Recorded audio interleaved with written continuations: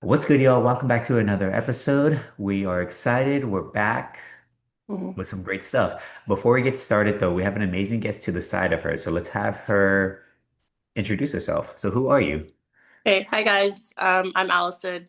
I'm a physical therapist. I'm a soccer coach, and I'm a retired soccer athlete. Thank you so much for having me on. I'm happy to share. Definitely. It's fun. You should see her on the field. She's solid on the field, and then physical therapist, even great. She hasn't helped me with anything yet, but seeing her help out our teammates, it's crazy how fast she's able to work on and off the pitch.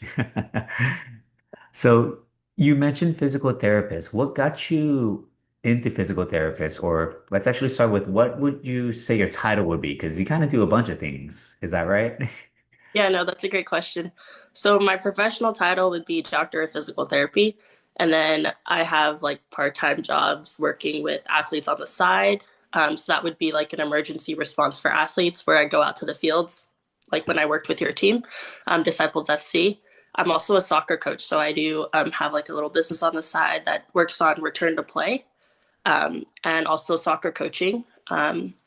So that's kind of like a little bit of the roles that I do. They all just because myself as a soccer player and my own injuries, I really love it. And I want to help athletes get back on the field without having hesitations and doubts that, they can doubts that they can't be who they were pre-injury. And I want them to know that not only can they do that, but they can be better and stronger. So it kind of drives everything that I do now. Interesting. It's really cool how it all just kind of connects. And I like that you mentioned Mm-hmm. injuries when it comes to athletes, because at the end of the day, it's inevitable. Some of the greatest athletes always have injuries. And there is that story or that pattern that when there's an injury, there's a high chance that that player is never going to be able to get to that same level again because of that Yeah, psychological fear. 100%. Yeah, exactly. And I'm going to be honest, like you're not going to be physically the same, but because the tissue heals and all those different things, but there's a way that you can utilize your body and you can believe in yourself that can allow you to be better in your game because you're working on other things like your mental strength or your ability to recognize how you fit into that position and how you can shine in it again. Mhm. How did you get to that? You mentioned that you've had injuries in the past, and usually I know a lot of kinesiology individuals, majors or people who go into kinesiology Yeah. state that they had an injury that it was very that led them down this path. So how did you end up where you're at right now? Yeah. So I played college at Cal Poly Pomona. So I had I finished playing my freshman season and we were going into spring season and I was not mentally there. I think I was tired. I'm not sure. So I got hurt there when I was defending and I went one way and I wanted to go another way. And so another attacker or a forward came and hit the side of my foot and I got hurt. So that was one injury, and it was just like a more simple injury where it took 3 months, and I should be back in time for a season in the fall. I got cleared by everyone. Everyone was great. I think I came back too fast. I thought I followed all the instructions, and at that first day that I was kind of cleared, I ended up dislocating my kneecap, and then that was another 9 months injury. So I definitely had to sit out that season, and I was out for a total of 11 months. Went through that whole process working with physical therapists, athletic trainers, personal trainers, or strength and conditioning coaches, and of course along the way, the battles of an athlete of trying to decide if they want to get back on the field, if it's worth the time. But through the strength of the help of others, and honestly, like from God, helped me a lot during that time, and also the mentors that I've had with the books they gave me, I somehow came through out of it and I continued to compete in college and I went on to semi pro after that. So, I kept doing it. And there came a point where I had to stop because I decided the risk. So, the risk to benefit ratio just wasn't there anymore. And I had more passion for helping those be better than where I could have been and also prevent them from getting on that route that I'm at. So I kind of just started tailing off of the competitive route and focused more on the return to play rehab side. I hope that answered the question there. Yeah, no, no, it's good, Yeah. and it's you mentioned something that's I guess I don't know if we talked about it already, but the mental side of it is that as an athlete, and this books I remember reading, and it talks about like for individuals who train, like we've trained as athletes for such a long time, and it's such a dedication, it becomes a part of your identity. And when you get injured, which prevents you from getting better or training, you lose that sense of identity, and it gets to that point where you ask, who are you? What are you doing? Is it really worth doing what you're doing? And how did you mentioned it a little bit. Could you go a little bit more into it though, on how did you get out of that? I don't know if it was like a depressional phase, but how did you get out of that dark time of 11 months? That's a long time. I know for me, I haven't played in 3 weeks and it's killing me. So how did you survive not playing or touching a ball for 11 months? Yeah, no. And I feel like this is great because I'm so glad you don't have any serious, I don't know, have you had serious injuries, by the way? I had not related to sports, but in terms of like turf, there was like a Yeah, bacteria that affected me, so that put me out for 3 months. But that's a long time too, though. it it It does, is, I guess, yeah.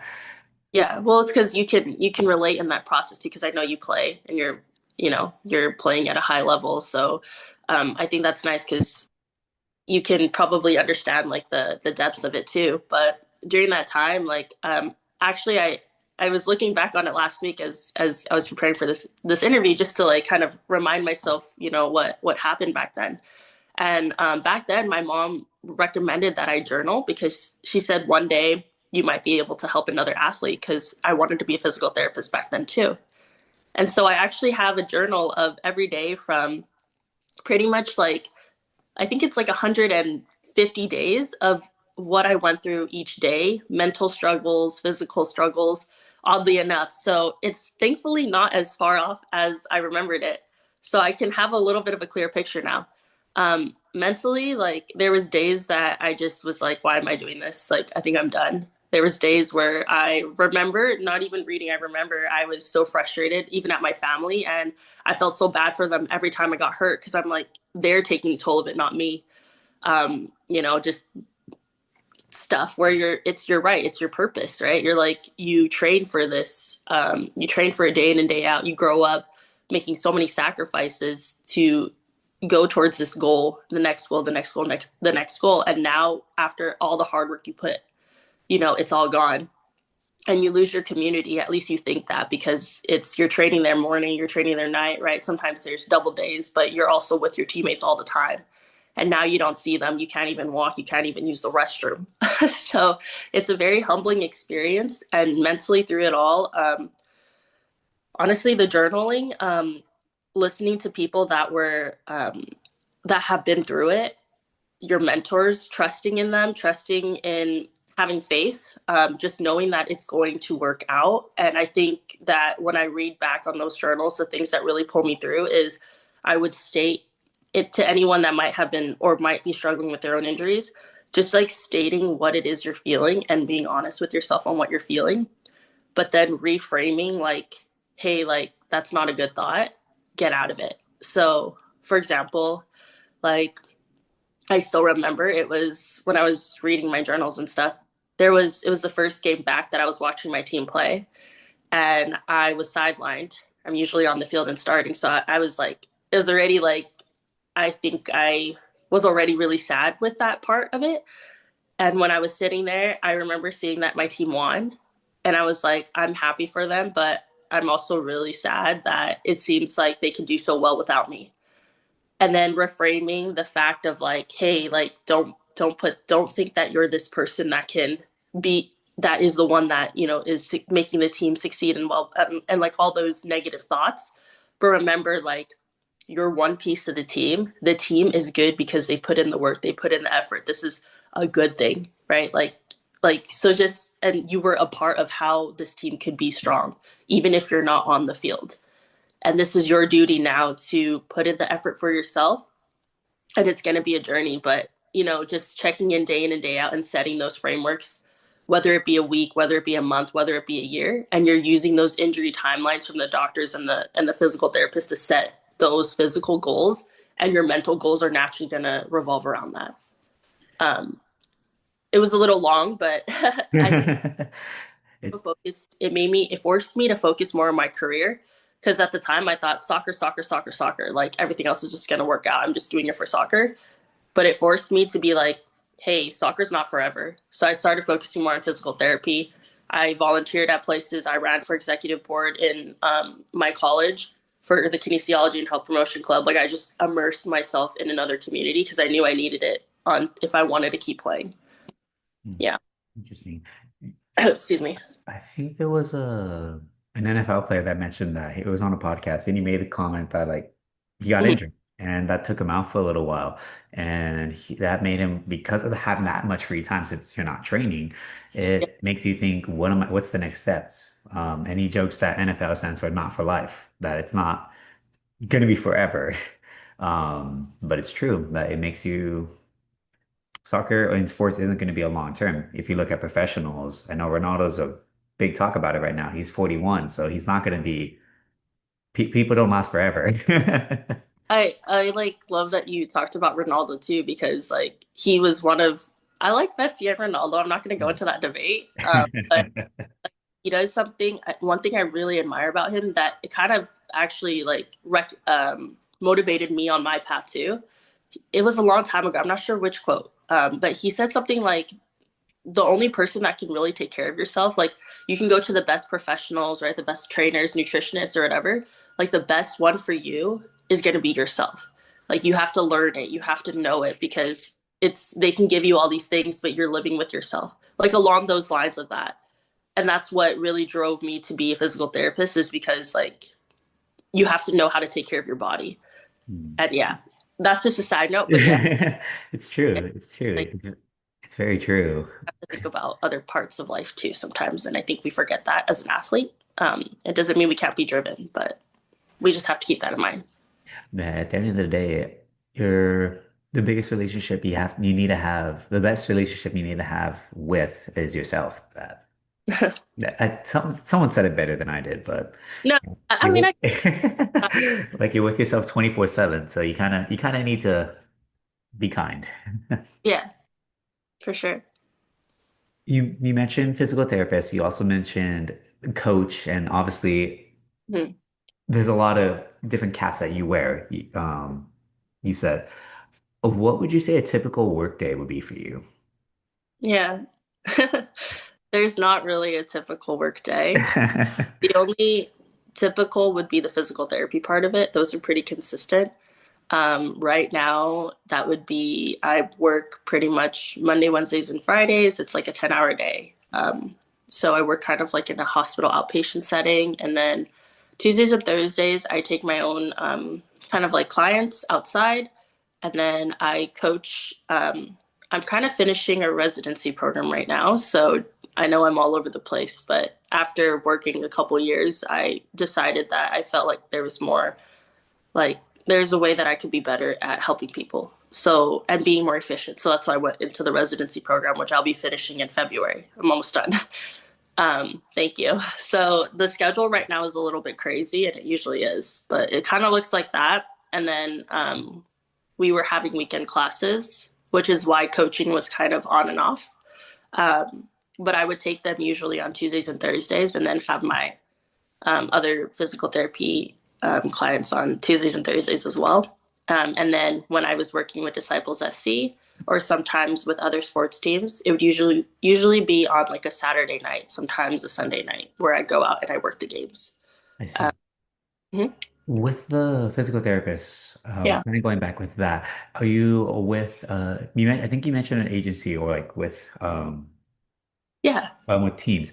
So how does that work as someone who doesn't really know how physical therapy works? Like I know as a teacher, you apply as a district and then you work with them for a certain amount of years. Is it the same as a physical therapist or like a doctor or a nurse? yeah. No, that's awesome that you asked that. Fortunately, but unfortunately, I've worked in a lot of different physical therapy avenues, like a lot of different I guess you could say environments, yeah. So for that reason, I'm able to kind of speak a little bit more on it. So there's different routes you could do. The traditional route, I don't really know if it's traditional anymore, but what people think of is like you become a physical therapist and you work in a clinic, kind of like an outpatient clinic, which is something not associated with the hospital. and you can work there. Normally the positions are full time, like 8 to 5, or sometimes 4 days a week for 10-hour days. Kind of changes, but that's usually the framework for outpatient. So a lot of people go there. Another route is the hospital. Right now, because I'm doing the residency, I'm doing it for orthopedics. I'm in the hospital, but I'm outpatient hospital. So there's a lot of little terms that can get a little confusing. There's other things, I'll kind of keep it simple, but there's essentially in all these different environments, right? There's outpatient, there's hospital, there's inpatient, there's SNF, which is like a skilled nursing facility, which is also a different thing where people that are hurt, they go there for more, we call it acute care. There's that. There's home health, which is where you go to people's homes, and depending on their issue, um, sometimes it requires kind of like a specialty, but not usually. It just depends on their type of injury. So that's another way. And then there's going out to different sports teams, but that's not as common for physical therapists. Um, so that's another thing you can do. And then out of all those like different types of like settings, you also have different specialties, right? I hope yeah, all those different specialties. So you have pediatrics, you have orthopedics, you have sports, you have geriatrics, which is like older people, you have oncology for cancer, cardiovascular, when people had COVID. Lots of people went to cardiovascular or pulmonary focus. So, how to breathe properly and retrain those muscles after. That's also physical therapy.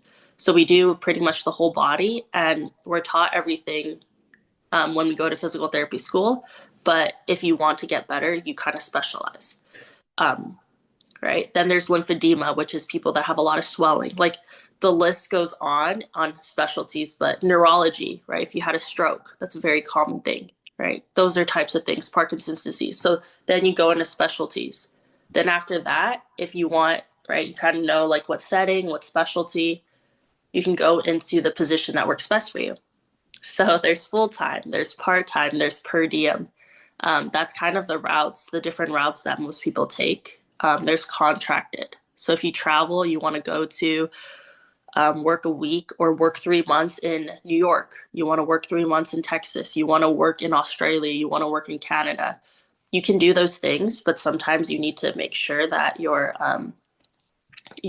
license transfers over to that state or that country. Hmm. So I Sounds think I like a expanded lot. wanted to try and like layer the levels so that people know that if they want to go into this profession, they're not stuck. There's so many different options, which is why I think it's really exciting. And you get to help a lot of people along the way. So, That's pretty cool. That's a lot. I didn't really realize like I assume like physical therapy, you can think like the physical body, the head and all that stuff, but I didn't really realize that the breathing respiratory is yeah, considered physical therapy. there's a way to it because physical therapy, I guess, to kind of summarize it, because I didn't know either. I was like, should I be an athletic trainer? Should I be a like something else? Like I get confused, and I'm always learning still on the things that we can do. But as a whole, we're movement experts. So if you have an issue getting back to doing something like your job, being able to play soccer, being able to, I don't know, bend down and squat and play with your grandkids, that's what we do. And we just find a way to assess your body and look at how do you move, how's your strength, and how are you performing it, what are the behaviors that got you to that point, and how do we not only help you get better at that region, but how do we prevent it from happening again so that you're building the habits that will set you up for success in the future, and you have the tools that you need to continue it on your own too. So that's kind of like the framework. That sounds like a motto. Is like how do you recover and how do you prevent it from it happening again? Yeah, exactly. We want to help you succeed, not just feel like you have to be coming back to us all the time too. So Wait, that's a thing now? yeah. What are some ups and downs? I feel like there's a lot of ups and a lot of downs, but what are, at least from like your experience, what are some ups and downs working in, well, Yeah. both as a physical therapist and even as a coach? Yeah. I would say physical therapist. I'll start with the ups. Um, Definitely getting to know people like you. Like, I really like that you do podcasts and you get to learn so much about other people and their professions. I'm so thankful I get to do that every day as I speak to a new patient. I get to learn about what do they do, they're not always coming in the right reasons because they're hurt when they come to me, right?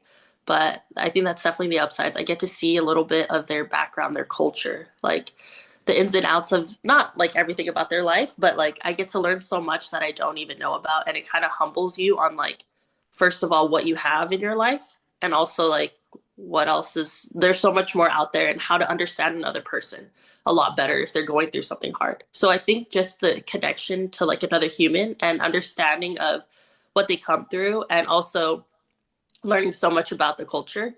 So right now, like I work at Kaiser, and I have it's a big in the location that I'm at, we have a big Latino population.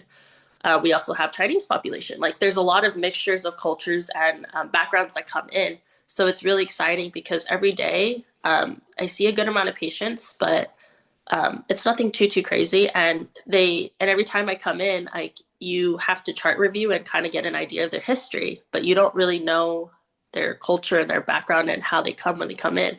So when they come in, I'm just like, oh, like you always get a nice little surprise of like, oh, this is what they're coming in with, or oh, they brought their daughter, their baby, or they brought their husband, or they brought their friend from that's visiting from another country. Like it's like always a surprise. So that's my favorite. And also the fact that like along the route, like they get better. Like they actually get better. And I've been doing it for 3 years, but like every time someone kind of gets better, like it's expected. You can read, you can do all these things, but to see the passion and the journey that they go through, that's like my favorite. So I and when they feel not that I've contributed, and they're like, I like your exercises, that's what's got me there, and your faith and all of that, but I love it when they say that they feel empowered, they feel like they have the tools they need to succeed and get back to the things that they want to do. So upsides. Now downsides are that like sometimes obviously like they're sad, they're not happy, they're hurt. So sometimes it's I think the hardest thing that I've faced, which I didn't think I would as a physical therapist, in the professions I work, excuse me, is that like people passing on. That one was kind of hard. My first patient, it was a 99-year-old. She's 99, right? But she's amazing, and we had a connection, like as in with all my patients. But I would travel to her home, so it was more of a home health thing. And she always talked to me about how she jokingly said like I shouldn't be around anymore, and like she would give me perspectives on her life, not in a serious way, but either way, we still take it serious. And I of course brought it to the attention of like her daughter, and like I wrote it in notes, and I basically followed the right escalation needed. But yeah, like, it was a great experience with her. I think I was working with her for like 6 months. I finished physical therapy with her, checked back in just to see like, hey, how to her daughter, like, hey, how's your mom doing? And she's like, oh, she actually passed away like a couple months ago. And like, and she was 99. She told me how much she loved her life and everything. But like, it's kind of like you don't really think about that. And when you check back and you're like, you kind of think back on all the memories. I think those are the moments that are a little bit sad, but also like you remember the good from it. So that's something that I don't think that I knew I would be experiencing in the sector that I chose. Um, that was a little bit different. And then the other thing that is the downside is most of it I see it as good, but I think that it can be hard when you want to help someone and they don't want to be helped. I think that's probably the most downside, the biggest downside. Um, because at the end of the day, like it has to come from both of us, and I could pull my weight, but if they don't do it at the end of the day, it's like we're never going to get anywhere. And it's almost that mental component that has to kind of come in of how much can we do to help you, and how much do we have to almost like, hey, like there's not much more I can do at this point if you're not doing it, and you have to just let it go sometimes. So that's a really difficult part that I'm still learning on how to master and how to do it where I can keep empowering them, keep helping them, but at the end of the day, like it has to come from them. So physical therapy, coaching, I love it because it's what I used to do, what I used to, like. I love playing, and there's a saying. I don't know if you've heard it. Those that can no longer play coach. Have you heard that one before? Um, I don't see it that way. I think it's a great way for you to understand your game and get better at it. But the upsides to coaching is that, oh, it's so fun. I love working with different populations. I've worked from anywhere from 2 years old to 32. So sometimes Oh, it's a wide range. it's like a big range, right? I was surprised because I'll go to camps and I'll work sometimes, and they have these little 2 year olds running around obstacle courses and their parents. So it's a whole different vibe of like, what are the actual goals here? It's really to get them to have motor skills again and in an environment where it's fun and the family can get involved. So that's a little different, right? Then you've got like the maybe 6 to 8, around that range, or maybe younger. I would say like the 4 to 6 range, from what I can recall in my experiences, because I did more personal training, but I also did working camps, and I also worked high schools, and I did my college ID camps, which is camps that you host at colleges for incoming recruits, that are going to be, yeah. So that like throughout the different spans, each age range had their own unique trends. And then not only that, but the environments. So I'm trying to keep it broad so I don't get too Be lost in specific. thought because I do really enjoy it. But I've coached in different environments, anywhere from like, OC to LA to San Bernardino to San Gabriel Valley. So it's been, again, the whole aspect of you get to learn how different like cities, like just the trends of the athletes that come out of certain areas, the backgrounds that they have, the limitations that seem to be common amongst girls versus boys. I've also gotten the privilege to coach online during the pandemic.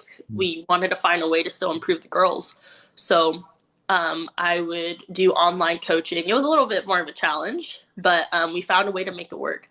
And through that online platform, I got to meet a wonderful young man in New York.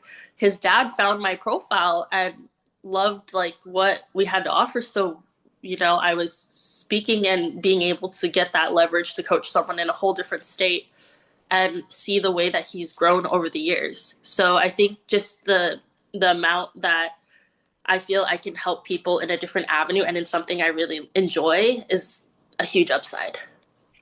Downside is it's exhausting. I don't have the money to find a field.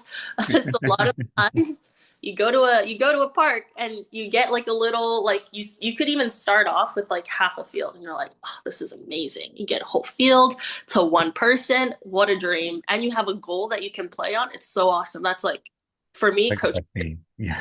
Yeah. And then midway through the session, it's like, oh, hey, sorry, like we rented this field. Oh, okay. So then you go from half field to maybe quarter field to maybe a 5 by 5, but you find a way to make it work. Parents understand. You learn to respect spaces of other people. Like you just maneuver all of that. So that can be a downside, but I see it as an upside because it gives a challenge to myself and the athlete on how we utilize different spaces. And then if we really needed to work on something, we just make sure we book it at a place that we know we're going to get. Um, so that's coaching in a coaching and physical therapy in little bits. Yeah, it's a lot to take in. There's a lot of good things, a lot of bad things. But I mean, that at the end of the day, that is just how a career is sometimes. You can't have goods without bads, and you can't have bads without goods. Totally. No matter what profession, right? Like you and You reminded me of my sister and I. We coached an ASO team, and it's the funniest thing that some of the players had skill are looking to play in a higher division, and then we had girls that were just there because of the family. So it was very interesting seeing that different level. And one of the things I remember talking up to the girls because she wanted to play at a higher level. She wanted to actually play for her national team because um she's from South America, if I remember, but she also has American citizenship, so she can play for either country, and that was her goal. So always like giving her tad extra information on like just like how to improve her game because she was someone that really wanted it and she would always work for it. But one of the comments I remember making is like, hey, my sister and I never went to a higher level, so whatever we didn't do, we're gonna teach for you guys so you guys can that's not make fair. the same mistakes. And she's very quiet and reserved. And she's like, Yeah. okay. So everything you tell them, she's just like, okay, I'll do it. Okay, I'll do it. Yeah, it was funny. There was one time she's a great midfielder, but she's not a midfielder that's usually fast. She's very technical and able to move the ball. So Mm. there was one time we asked if she could be like a winger, and you can see in her face she didn't want to, and she's like, "Okay." Love her. Like every coach's dream. She just channels it. It's like, whatever you say, coach, I'll do it. Yeah, she's like, I may not like it, but I gotta do it. That's like, do you still coach now? Like, do you still help with? I kind of took a step down. I joked that I was supposed to be a one season coach, just helping out, and then Yeah. it ended up being 2.5 seasons. So it was a fall and spring season, and then I also helped coach an all-star team. So Oh, it was pretty cool. I like it. I do enjoy it. With the schedule that I have, I wouldn't be able to commit because I also still play football. So yeah. if I'm going to be coaching, I want to make sure I dedicate time to it and not just kind of put minimal effort. Yeah, no, I think that's totally true. Like that's why like for myself, I used to work in the high school settings where you're with teams, but because like the nature of my job and the schooling, exactly like there wasn't time for that. So um for that reason, like I did personal training after that because it's very easy, like you're not missing out, you're just helping the athlete when they're off season and you're not kind of like feeling like you're not giving your all, but you can in those sessions that you're present. Hmm. So I really get where you're coming from on that one. For the one-on-ones that you have in terms of coaching, do you feel like you're able to give a whole lot more attention to them since it's just that one-on-one versus like a group or a camp? Yeah, no, that's funny that you say that. That's one of the reasons I wanted to do that. Because when I would work with teams, I felt a little lost in like understanding like how can I give more to your position? Because there's different positions, goalkeeper, forward, you know it. And so I was like, I feel like I'm not good enough. Maybe that's not the right mentality, but I felt like I couldn't offer them more because I didn't know how to understand it on a coaching setting of each role. So that's why I went into personal training because then I really forced me to hone in and study each role for at least an hour every time I coach them. I always go over, but I mean, it makes sense. I feel like the best coaches are the ones that usually go over, just like because there's so much you want to give, but yeah, such a little time. but I mean, I'm for goal training because that's usually what I would focus on. I wasn't the best goalie, but at least like the skills and knowledge that I've had, I was able to train a couple goalies who never played soccer, and then now they're one of our best goalies. So it's just really cool to see like just like some of the players like that start from no, like you said, that start from the beginning and then seeing their skills now. It's like really cool figuring out what their strengths are and then how to have them utilize their strengths in the position. that's really cool too. I didn't know. So your position is goalkeeper? I kind of move around. So I play defense, usually outside back, side back. But then I actually started playing as a goalkeeper just because I had really fast reflexes. And then I got short. So Okay, yeah, this whole time I don't think I actually knew what position you played because when we play Square Boss, you have a lot of quick reflexes, but I thought you were like you have a touch too and you can control it. So I was like, I assumed you were like a defender of some sort or like a midfielder. So it's funny. Our coach Abraham trained me as a winger and a midfielder and a forward. I'm like, I've never played these positions.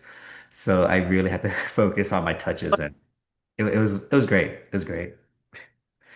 that's so funny. Yeah, because normally, like when I look at someone, just because I'm a soccer player and a coach, I always could kind of like pinpoint, like, hey, what position did you play? But I couldn't really pinpoint what position you play. So now that you told me, it's another thing I'm noting for future It's just like when I go one-on-one on you, I know your weaknesses.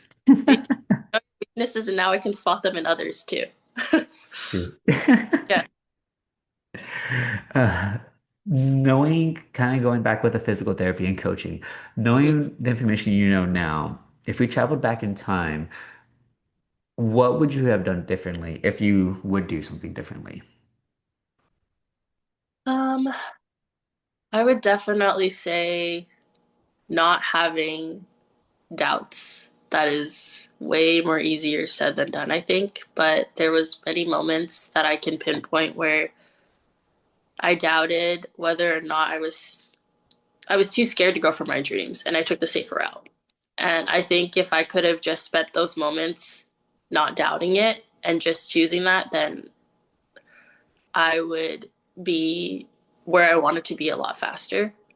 I guess an example would be I actually didn't go into PT right after I graduated. I had a school that offered me a position, but to me it was a little risky. So and it was far, so I didn't take it, and I ended up going into a whole different profession that came my way, which was medical device and sales. So I did that for a little bit, and I just learned about it. Throughout that process, I was actually offered from a coach since I got hurt for a year. Um, right, I still had 1 more year of eligibility in college, and so that coach moved to a D1 state in I think Illinois, and they called me up in like the second week of me working, saying, "Allison, we need a center back. We need a center back for this upcoming season." I'm like, "What?" It's like the coach saw your videos. We know how you play. We want you here. Can you come this season? I'm like, "Well, what about my education? Like room and board? Like I have this job. My family's very traditional. We don't have to get into that." So I was like, "Oh, I don't know. This is my dream. Like what? I get to play D1 because I wanted to go pro, and that's like a really good route to do that." But I was like, they're like, we can set you up. The coach's wife is in exercise science. You can get your master's here. They would cover maybe a little bit of room and board, but I still have to pay some. So I was like, finances, blah, blah, blah. And I ran it by my family, all these different things. But at the end of the day, it was my decision. And I thought I was too scared to take that jump. And I didn't. So I stayed in that job. That job, as I was going on, I loved it. Like I liked the people, but I felt I wasn't able to connect to helping people on the front end. So then I ended up getting a call midway saying, "Hey, you got into physical therapy school." And I said, "I didn't even apply." They said, "Oh, it automatically carries over to the next year," because I was waitlisted. The point is, there's all these little peaks and valleys, but I ended up just going back to physical therapy. I ended up continuing to want to play. I ended up being where I want to be now, which is physical therapy, focusing on return to play. But if I would have just made those decisions early on and went with my heart and my gut, I would think probably a couple years ago. So that's like the biggest thing that I think I would have changed. And to anyone else who might have doubts of themselves too, if you really like it, it's already there. So just kind of do it. Yeah.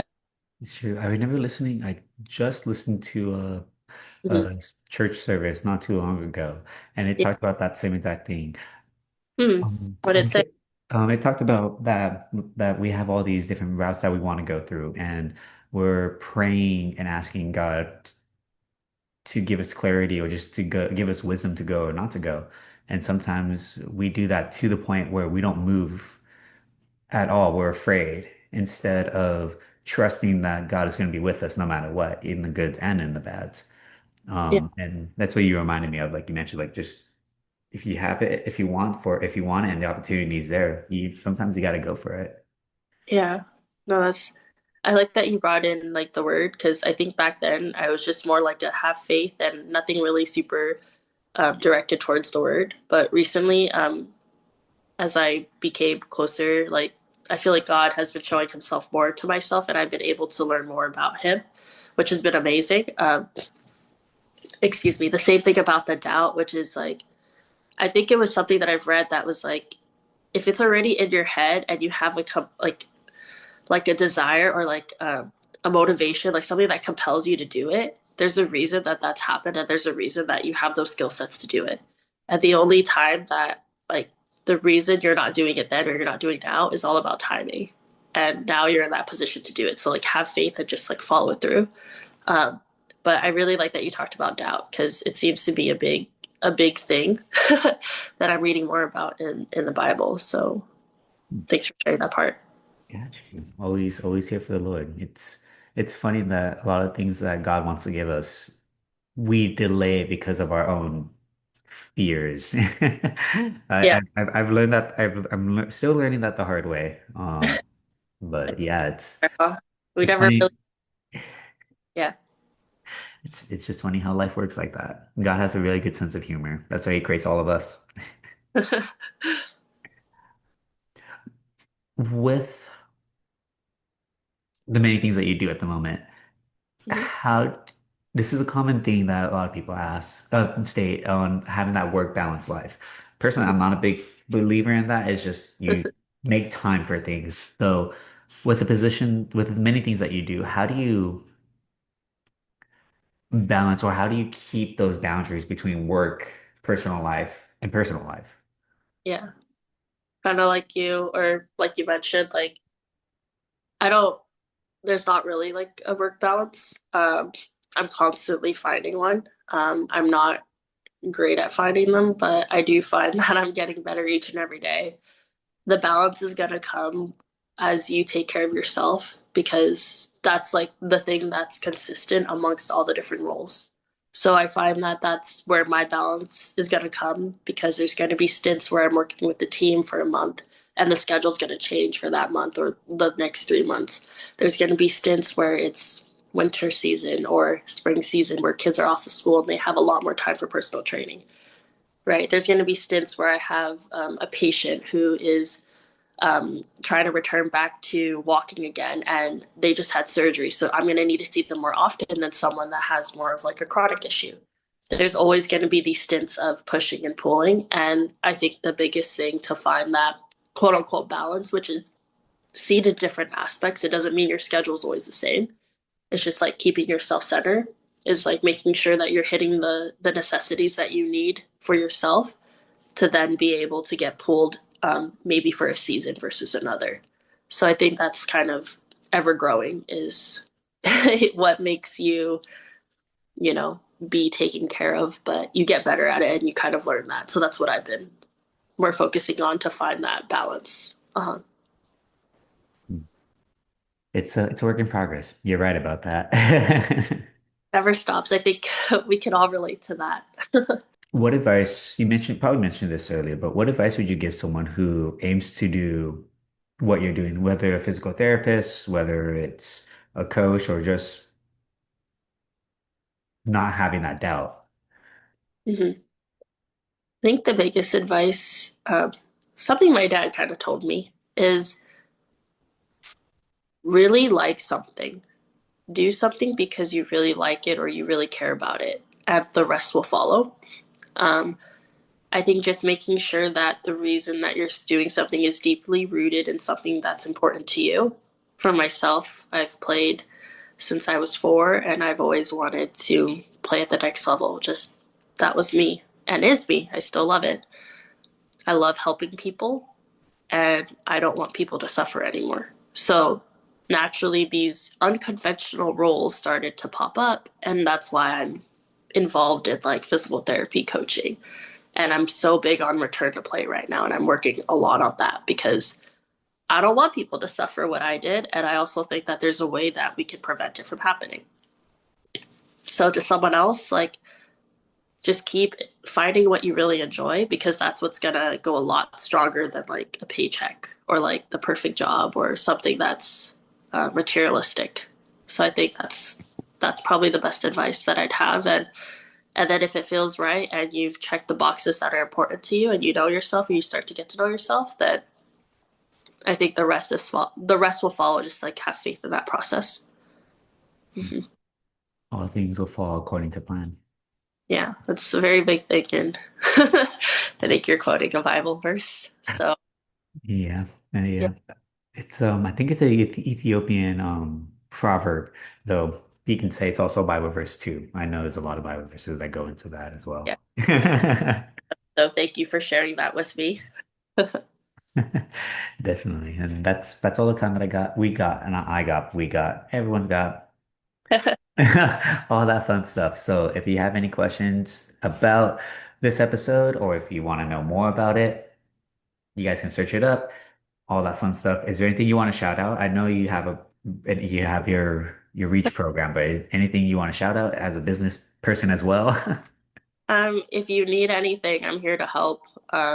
You know, I don't know if Mario, if you're gonna share stuff, but anyone, you guys can reach out to me if there's something I can help you with, like with your career paths, just guidance. Like, feel free. I'm an open book. I make time and I try to find a way to help everyone that I can. And if I can't, I'll let you know.